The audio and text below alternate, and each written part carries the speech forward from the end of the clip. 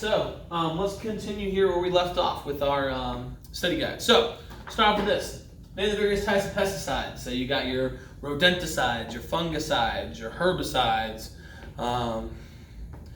insecticides, pesticides, herbicides, yeah, all the isides you got in there. So why are pesticides only useful for a short amount of time? Well, unfortunately, this is very much real and an issue, evolution. So these creatures, whatever they happen to be, the ones who die off cannot clearly reproduce, but the ones who survive will reproduce. And their offspring will also probably be resistant to that particular antibiotic or pesticide or whatever it happens to be. So evolution is the reason we only can use these for a short period of time before we have to change them up or pour more of them on there to make them effective. What are the side effects of pesticides to humans? Well, they're carcinogens.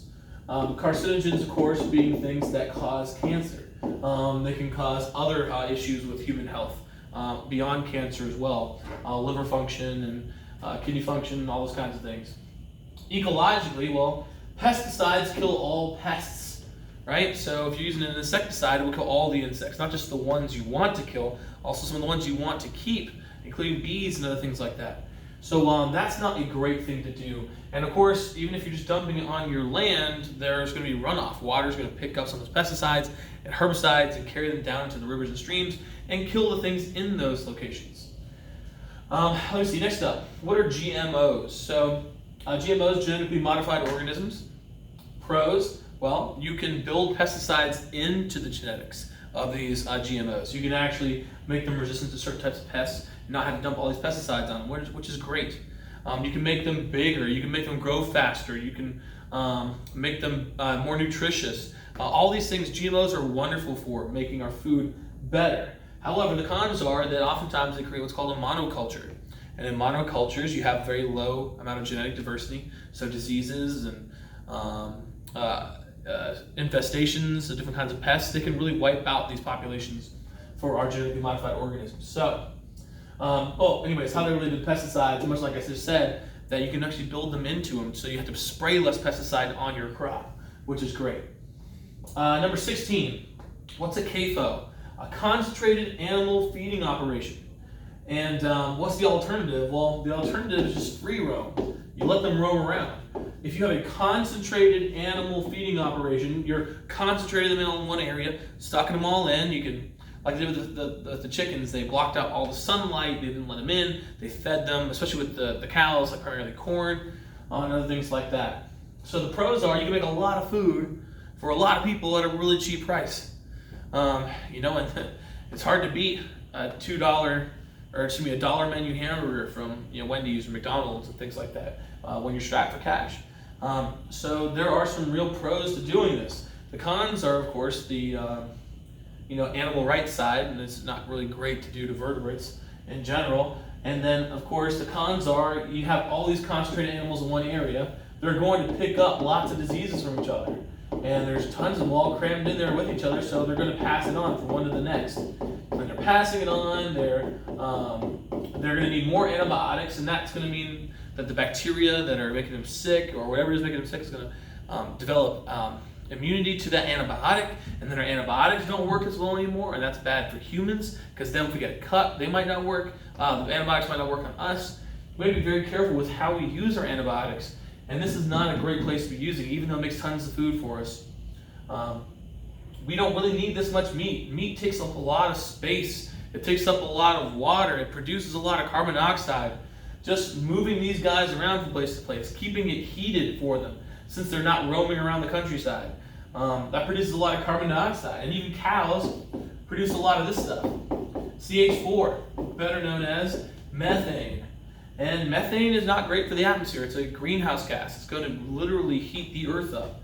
And it's produced from their feces and farts and you name it. So anyways, the CAFO cons are pretty strenuous. But again, pros, it makes people lots of money and it makes us lots of food that we like to eat. So I guess the question becomes, why should we free range graze? Well, it's better for the plants in those areas because they have actual herbivores eating them, pooping fertilizer, keeping them healthy, all that kind of stuff. And it's better for the cows. They're not as compacted close together. It's better for their emotional health, of course.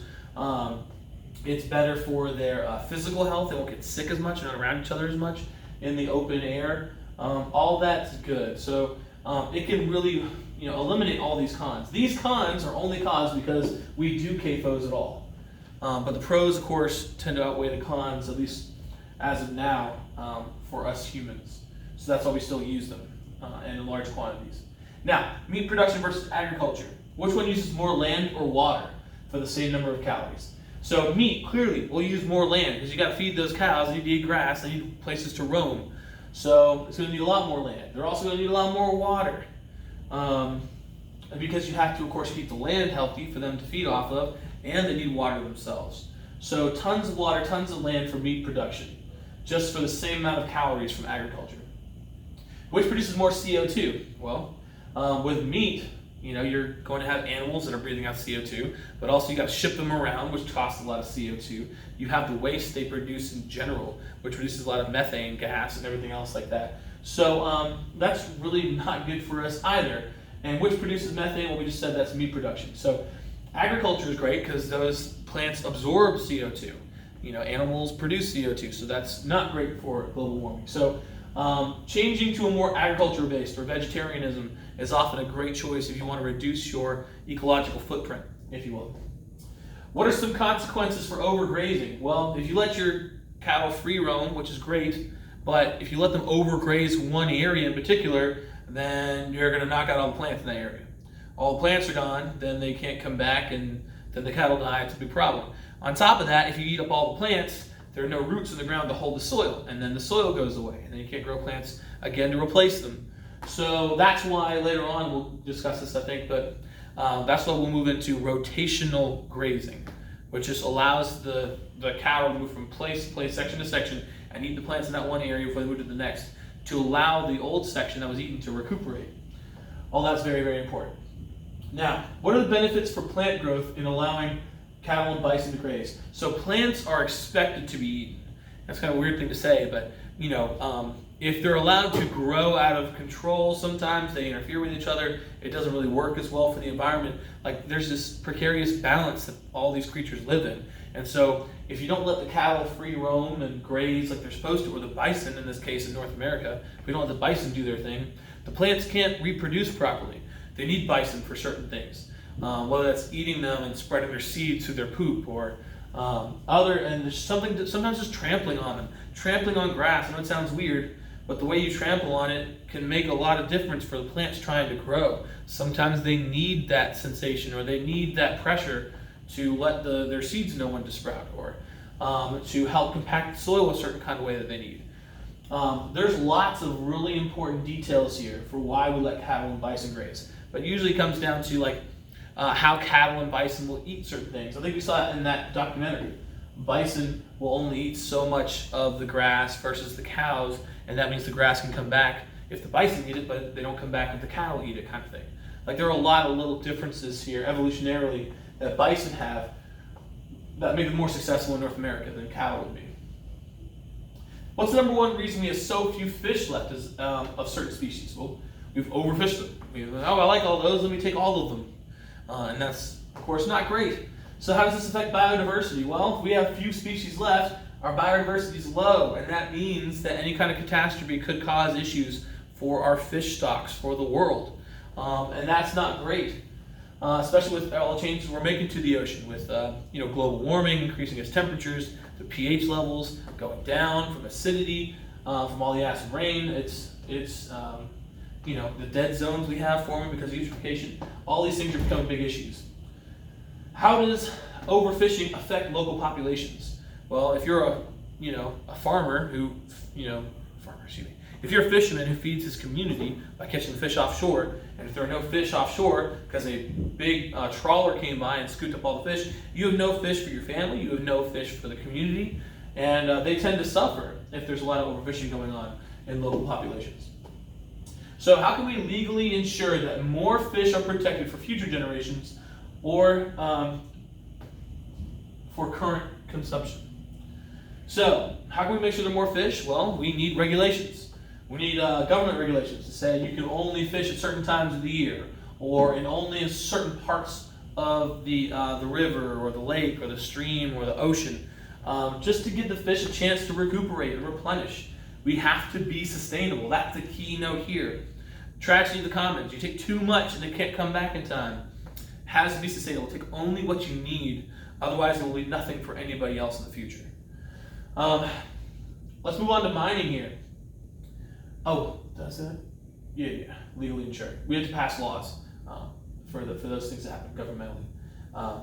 Now, when mining, you have to dig. What are some of the major pros and cons of digging for resources for the environment? Well, the pros, digging for resources, is money. You get lots of money, which is great for people in those places, right? Because they get jobs, they get well-paying jobs, they get money to take care of their families and raise their families, and all that's wonderful. And I'm glad they're doing well. But the problem, of course, is the cons, which are digging. You're digging into the earth, you're destroying the environment, which can't always be replaced the way it was. On top of that, the chemicals you're releasing into the environment from deep underground, chemicals aren't supposed to be released. They make their way into streams and rivers and carried around and affect life forms all around the area. You have the issue where the humans doing the mining, some of these chemicals they're exposed to. And so the humans actually have poor health and very high health risks. Like coal miners, they don't live very long because they're mining coal all day and breathing it in. Like mining's a dangerous thing altogether. Yeah, it gives us some money, which is great, and we need it to make things. Like we need people to mine iron, to make steel, to make things, and people to mine copper for our pipes and our wires and electrical things. Like we need those things, but at the same time, it's hurting the environment and it's hurting people.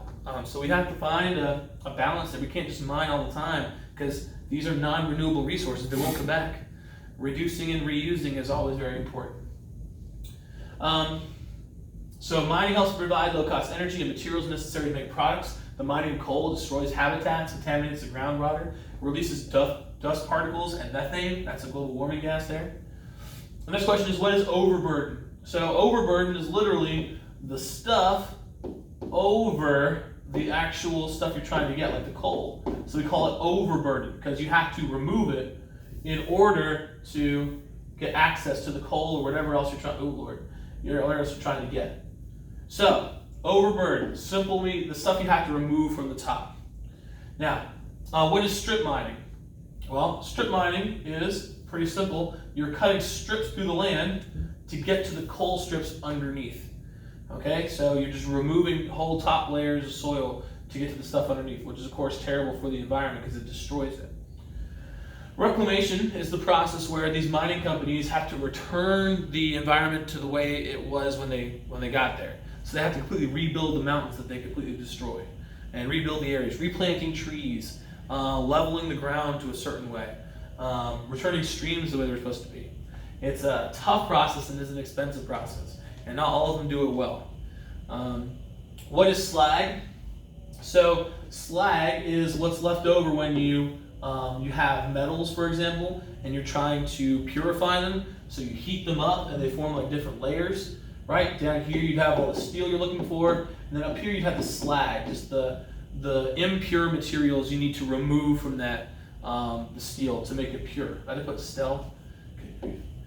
Anyways, so the slag is what's being removed after that. Now, tailings are what are left over after you remove, like, let's say that you have some copper deep underground. Well, when you remove it from underground, sometimes you leave like literally tailings behind, like chemicals or dust or rocks or whatever is left behind, what's tailing behind it as you remove the copper from the earth. It's the tailings, the little things that you leave behind. Is coal renewable or non-renewable? Well, it's made from plants, right? Plant matter that has decayed over time under intense heat and pressure to form coal. And that's not renewable. It's not going to come back, at least for millions of years. We're going to make more over time slowly, but it's going to take millions of years. We humans don't really have millions of years. So, what do we do to get more of it as it dwindles in amount? Well, if we're digging up all the coal that we have access to, right, and we've gotten all the coal up here, we can't make more coal. So how do we get more coal? Well, we could All right. So, anyways, that's weird. That's weird. Why is it doing like that? And you stop laughing. We have the coal here underground. Well, if this is all dug up, then we're gonna have to go a little bit deeper, and we gotta dig deeper and deeper and deeper and deeper, and that's hazardous for the humans who work them. You heard of coal miners being trapped in their coal mines because they have to dig deeper to keep those resources coming. Because if the coal mine shuts down, all those coal miners lose their job. They go into poverty. They have issues, and a lot of times they vote, and they vote for terrible policies, like, for example, getting more coal. Because that's what they want. They want more jobs. They want money. But the problem is it's non-renewable. It's going to run out. It's only more dangerous to get more. So these are things we all have to consider. What is urbanization? So urbanization is making something urban, a city. And how does it affect the level of the water table?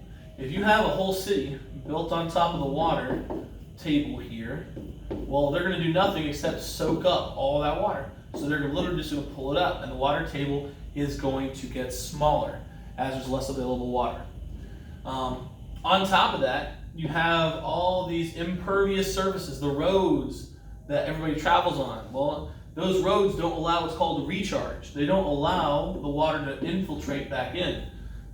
As a result, you're sucking up all the water, and you're not returning it to the earth. Therefore, you're losing out on the water available to us, at least fresh water. How does this cause saltwater intrusion? If you're continually pulling up fresh water from underground for your city, that water has to be replaced. And since it's not replaced by infiltration, because that water is not making it through the actual streets itself, then the only place to get water from is the ocean, because that's the closest thing to it. So the water, as it goes up, literally pulls salt water through the ground and pulls it from the oceans all the way into the groundwater there. And then you get salty groundwater, which we humans can't drink. So saltwater intrusion is a big issue, especially in large coastal cities. How can urbanization contribute to global warming? Well, we have all these buildings and all these cars. We're cutting down trees to make room for it. So urbanizing makes you cut down trees, which means we have less things absorbing CO2, and we have to burn them or destroy them some kind of way, which adds CO2 to the atmosphere. On top of that, you have all these people driving cars going from place to place to place, which is releasing more CO2 in the atmosphere. So you got more cars, you got less trees. All of that increases global warming. What are impervious surfaces, and how are they related to runoff? So we just said that. Roads do not let infiltration to occur. They don't let water back into the earth. And it runs everything. All the nasty chemicals from all the trucks and the cars riding around, all that gets run off into the streams and rivers and makes things worse. What is urban sprawl, and how does it create environmental issues? Well, if you got a city that is this big, and then people decide, well, I don't like living next to all these other people, I'm going to go move to the suburbs. Well, that's what they do. The city gets bigger. In order to get bigger, you have to cut down more trees.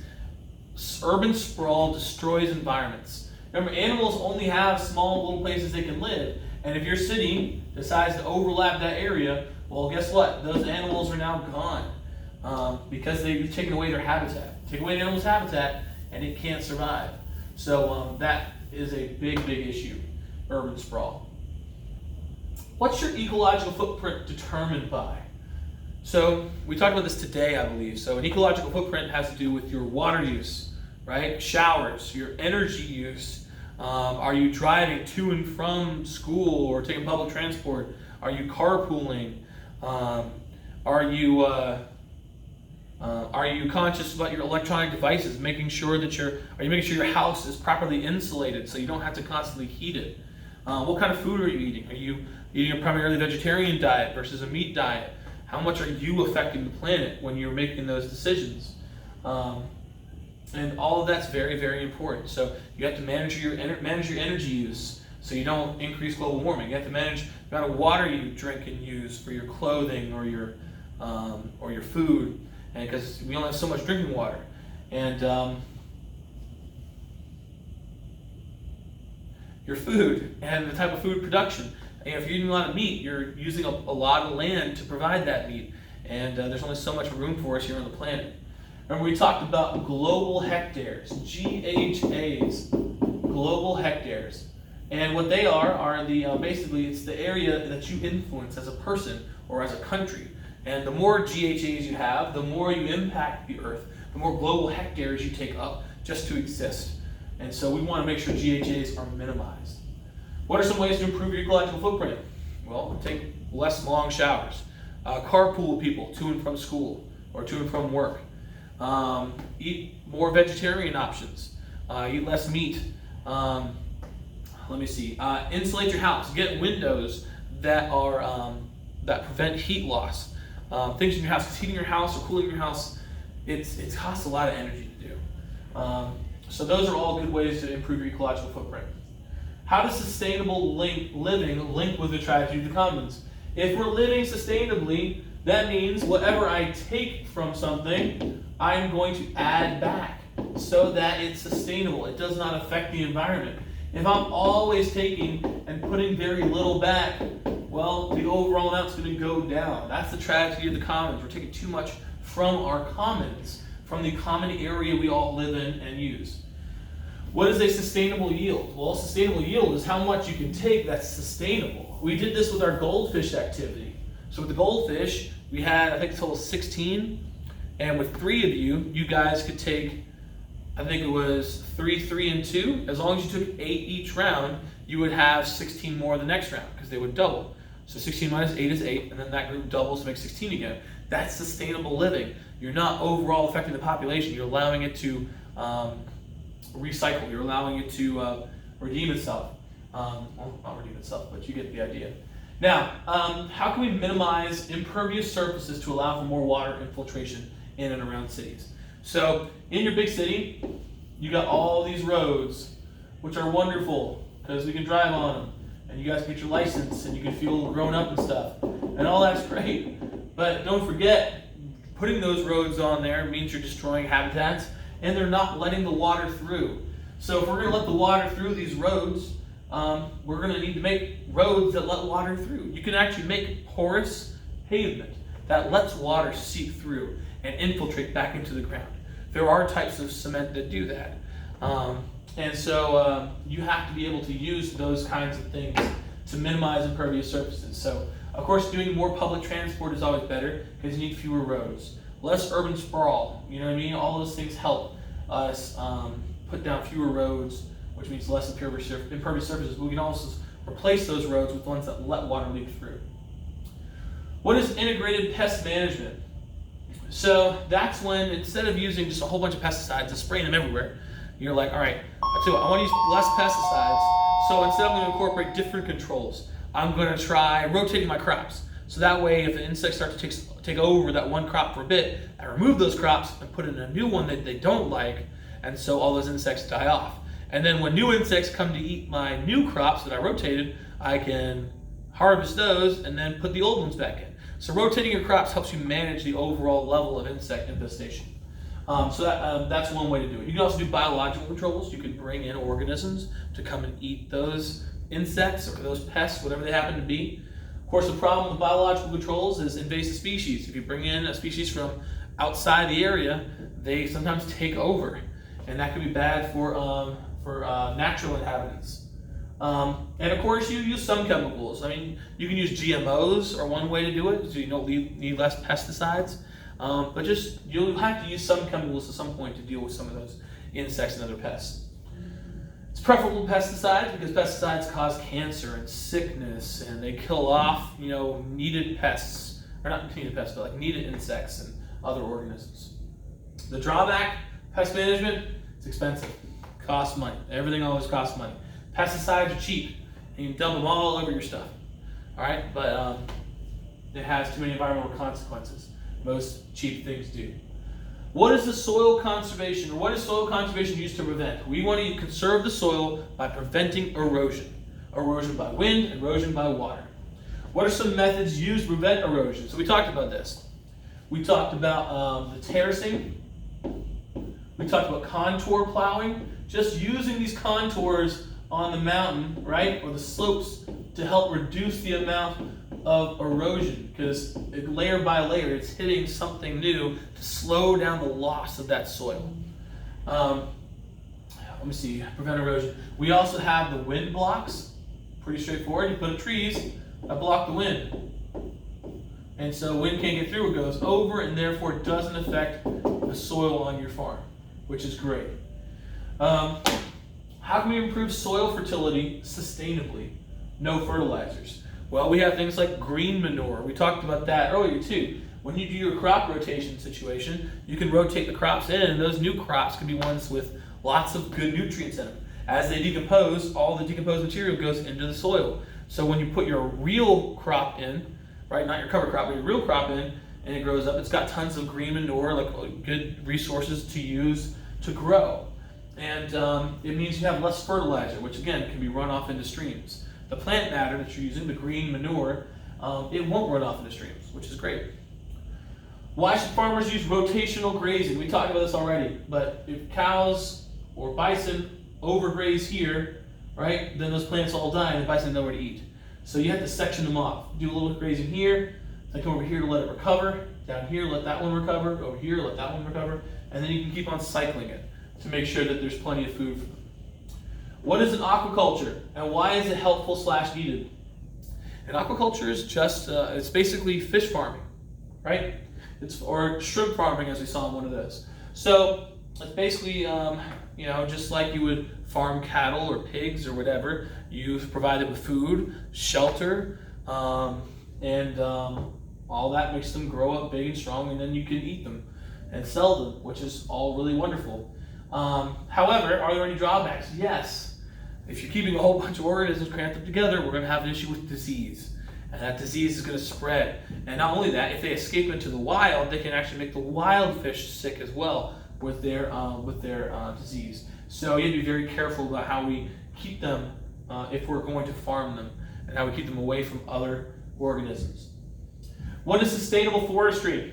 Again, sustainable, making sure you're not removing too much. Sustainable forestry and reforestation, putting more plants back to replace the one you use. If you cut down 50 trees, put 50 trees back in the ground. Shoot, put in 60 trees, 100 trees. Just make sure it's sustainable, that we have more for the future.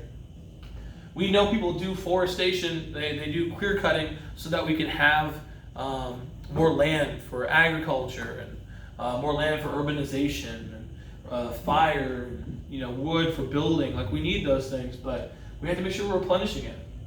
How can we protect trees from pests and disease? So if you notice a tree starts to die, right, it's getting too many pests, well, you don't want it affecting other trees around it, so what do? Well, you simply remove it. I don't know why that's not working properly. But you remove the tree from the area. Pretty straightforward, just cut it out. Then we have, lastly, what are prescribed burns used for in forestry?